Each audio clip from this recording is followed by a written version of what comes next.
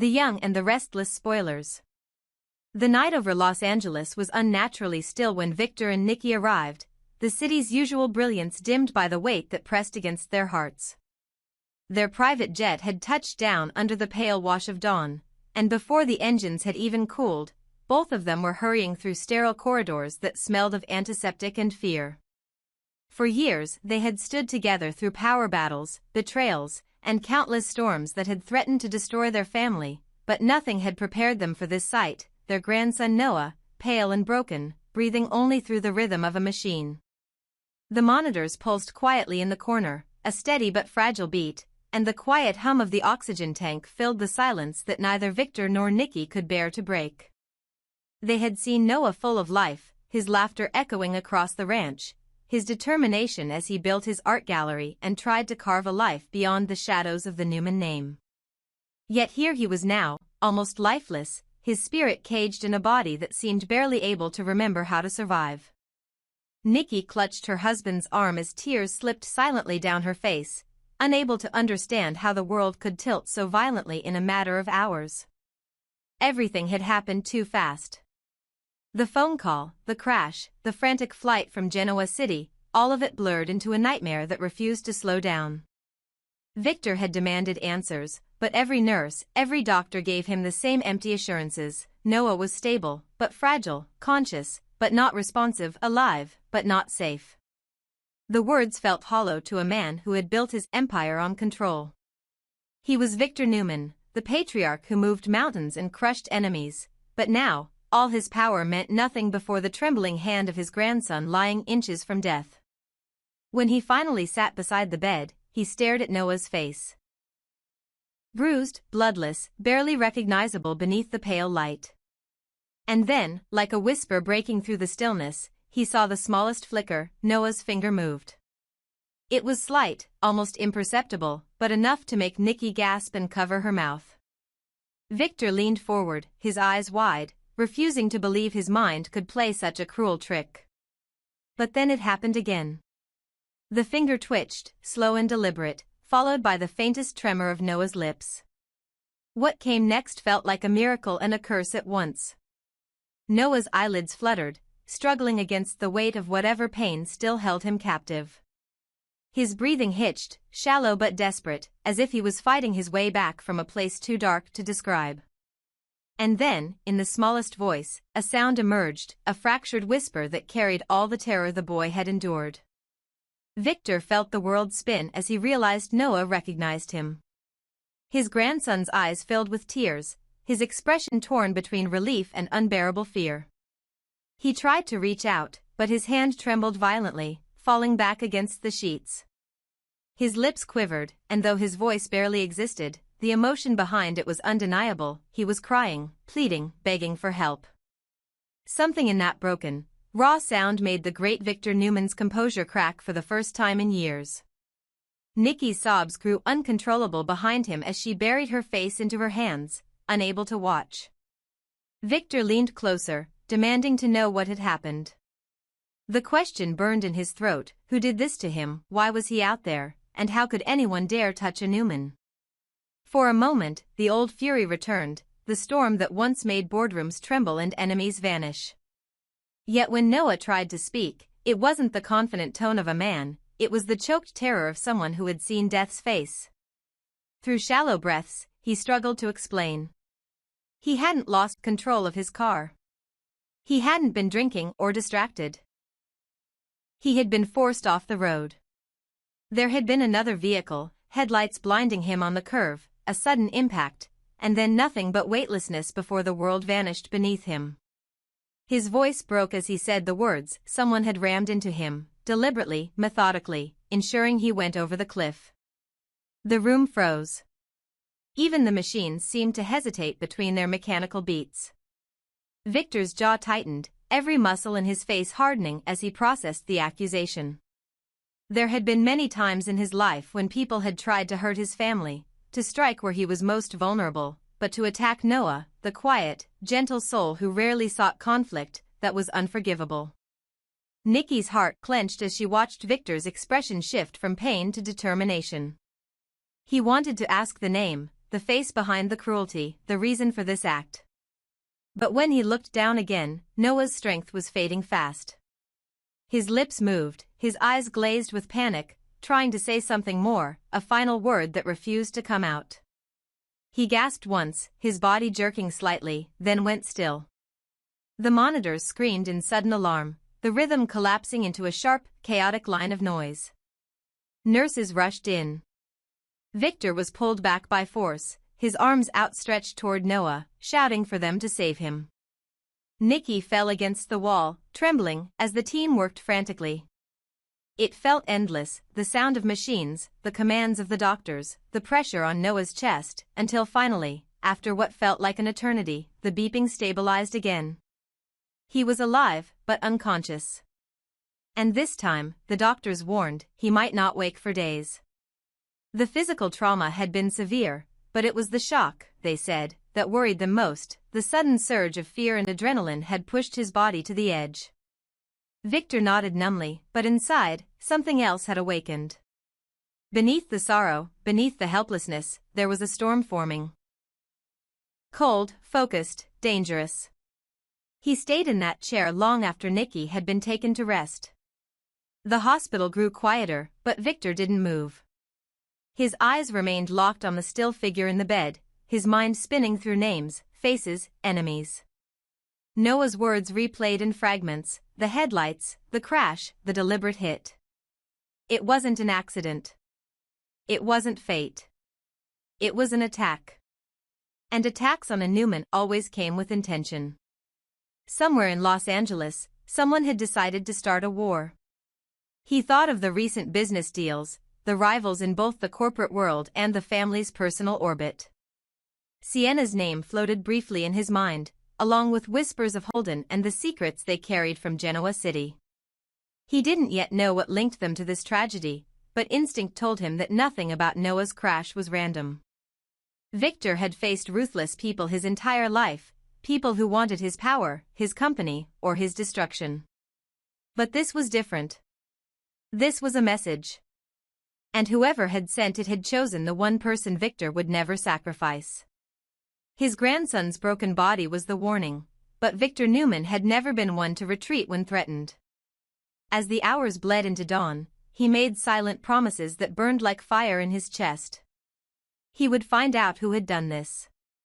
He would make them speak, confess, and pay. Every last one of them. When Nikki returned later, her eyes swollen and voice barely audible, she found him still sitting there.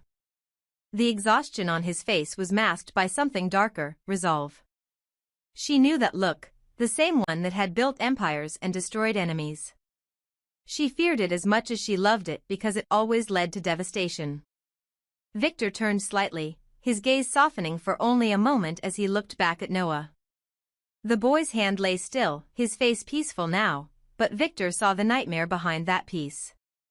Whoever had driven him off that road had not meant to wound him. They had meant to end him. And that meant the fight was only beginning. Outside the hospital, the sun was rising, casting its indifferent light across the city. Reporters had already begun to gather, drawn by whispers of the Newman name, the scent of scandal and tragedy.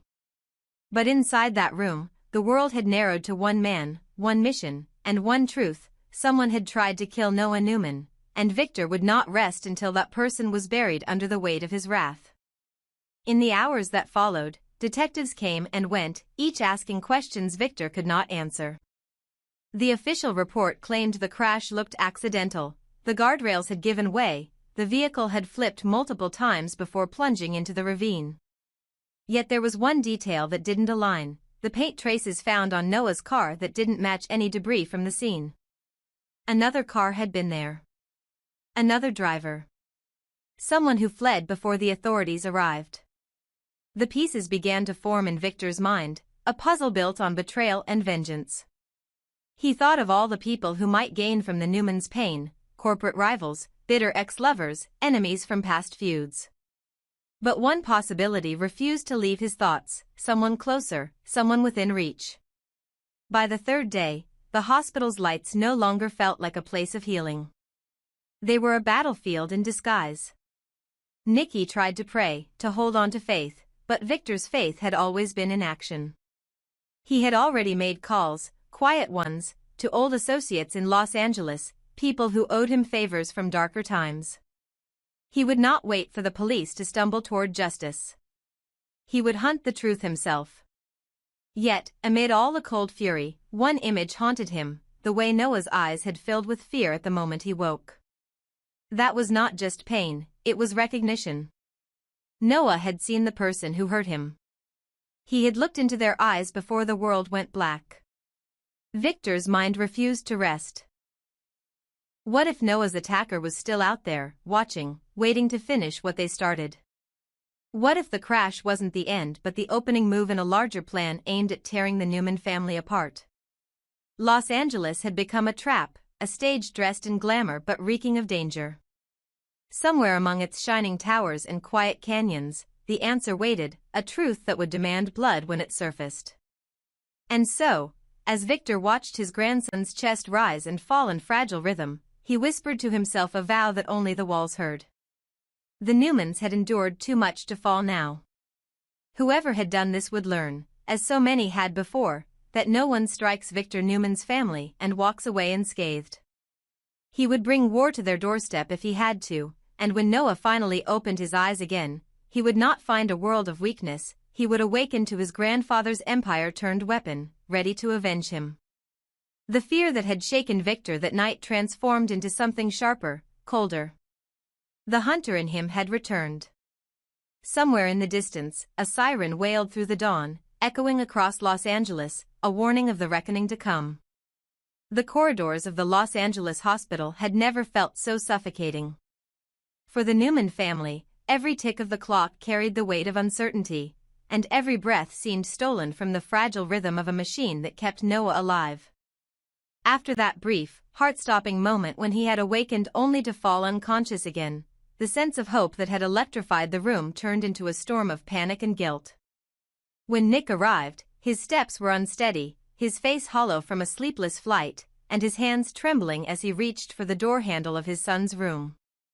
Sharon was already there, her eyes red, her body motionless as if afraid that even breathing too loudly might disturb Noah's fragile state. She had been holding vigil since Victor and Nikki's arrival, her mind spiraling between faith and fury.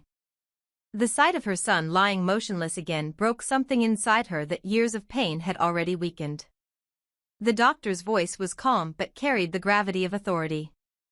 He explained that Noah's sudden collapse was not uncommon after trauma. His body had been pushed beyond its limits, and the shock of remembering something traumatic could send him back into a comatose state. "Do not pressure him," he said firmly, his tone leaving no room for argument. "When he wakes again, let him find comfort, not interrogation. If his mind associates consciousness with fear or stress, he might regress again. Let him rest. Let him feel safe." Those words should have been a bomb, but instead, they ignited the fuse of everything unspoken in that room. Sharon's grief, Nick's helplessness, and Victor's consuming anger all collided beneath the weight of those instructions. Victor stood silent, arms crossed, his expression carved in granite. He didn't believe in passivity. He never had. To him, every second wasted was an opening for the enemy to move, for evidence to vanish, for those responsible to escape. But Sharon couldn't bear the cold control that emanated from him. To her, this wasn't a corporate crisis, it was her son's life hanging by a thread. When Victor insisted that they needed to be ready with questions the next time Noah opened his eyes, Sharon's composure shattered. Her voice rose, cutting through the sterile air like shattered glass. She couldn't accept that even now, Victor was thinking of vengeance, of strategy, instead of healing. To her, his obsession with control was a threat, not a solution. The argument erupted like lightning, his authority clashing with her desperation. Nikki tried to intervene, but the energy in the room was too volatile, too filled with old wounds between them all. Sharon accused Victor of thinking only about revenge, of turning Noah's pain into another Newman crusade. Victor countered that the family had enemies who thrived on their weakness and that if he didn't act, whoever hurt Noah would vanish before justice could be done. Nick stood between them, torn, his heart pulling him in two directions, the son who wanted to protect his father's legacy and the father who wanted to protect his child. Every time he looked at Noah, he saw his own mistakes reflected back, all the times he had been absent, the moments he thought his son no longer needed him. Sharon's trembling hands reached for Noah's, but even that simple act felt dangerous, as though she might disturb the delicate balance between life and death. The doctor's warning replayed in her mind, "Don't push him, don't fill his mind with questions." Yet she could not stop the questions that burned inside her. Who had done this? Why had Noah been targeted? Why had he even been in that remote stretch of road outside the city? It wasn't like him to drive alone through the canyons at night. The thought haunted her, whispering that maybe someone had lured him there, someone he trusted. And that was what terrified her the most. The Newmans had enemies, yes, but they also had a long, tragic history of betrayal from within. Victor's patience with the hospital's protocols began to crack. He ordered private security outside Noah's room, much to Sharon's protest. He didn't trust the police, nor the city's bureaucracy. He had seen corruption too many times to believe that justice could come from procedure. Nick tried to reason with him, but deep down, part of Nick understood. The Newman name had always carried a target. The empire his father built was both a fortress and a curse, and now the next generation was paying for it. Yet as much as Nick shared his father's instinct for protection, he couldn't stomach the way Victor treated this tragedy like a business crisis. For once, Nick wanted Victor to act like a grandfather, not a general. When night fell again, Sharon sat alone by Noah's bed, tracing the outline of his bandaged hand with her fingers. The steady hum of machines filled the silence, but her thoughts were chaos. She could still hear Victor's words echoing from earlier, his insistence that someone had deliberately hit Noah's car. That claim had been confirmed by investigators. Paint transfer and tire marks supported the theory. But what Victor didn't say aloud was the name that already hung in the air like poison. Holden. And where Holden was, Sienna was never far behind. The thought of those two sent a chill down Sharon's spine. They were names she had heard in passing, people with vague connections to Noah's business in Los Angeles. But now, their connection had become a nightmare. Holden had always been ambitious, charming, but dangerously unpredictable, the kind of man who could disguise cruelty beneath a polished smile. His relationship with Sienna was toxic even by Genoa city standards, a tangle of love, deceit, and greed. Rumors had followed them for months, shady partnerships, secret debts, whispered feuds that ended in violence. And now, with Victor Newman's arrival in Los Angeles, those whispers had turned into panic.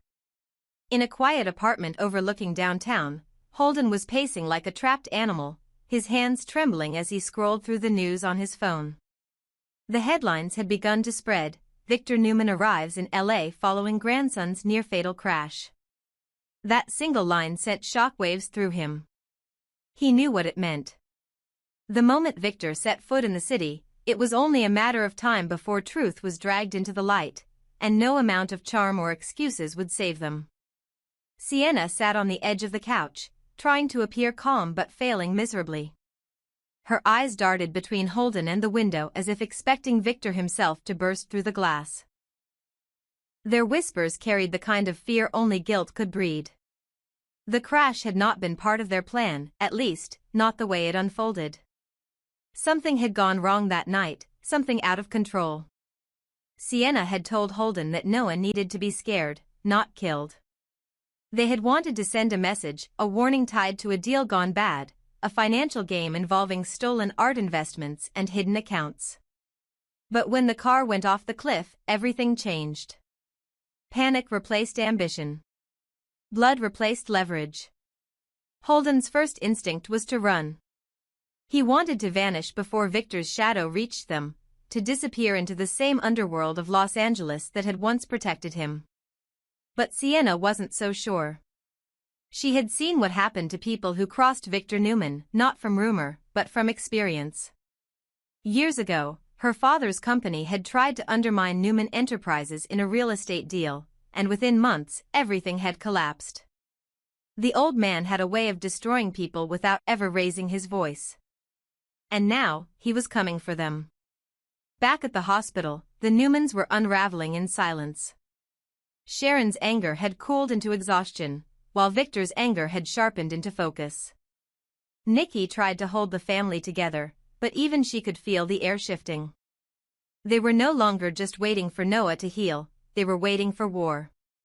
Nick's phone buzzed constantly with updates from investigators, but none brought comfort. Surveillance footage from the canyon roads was too grainy to identify the second car. Witnesses remembered seeing headlights that night, but no one had caught the license plate. It was as if the attacker had been a ghost. Yet ghosts always left traces, and Victor knew where to look. As dawn approached, Victor stepped outside into the cold air, the city stretching below him like a map of sins waiting to be uncovered. Somewhere in that glittering maze, Holden and Sienna were hiding. Two names that had suddenly become the center of his world. He didn't care whether they were guilty of intent or negligence. To him, there was no difference.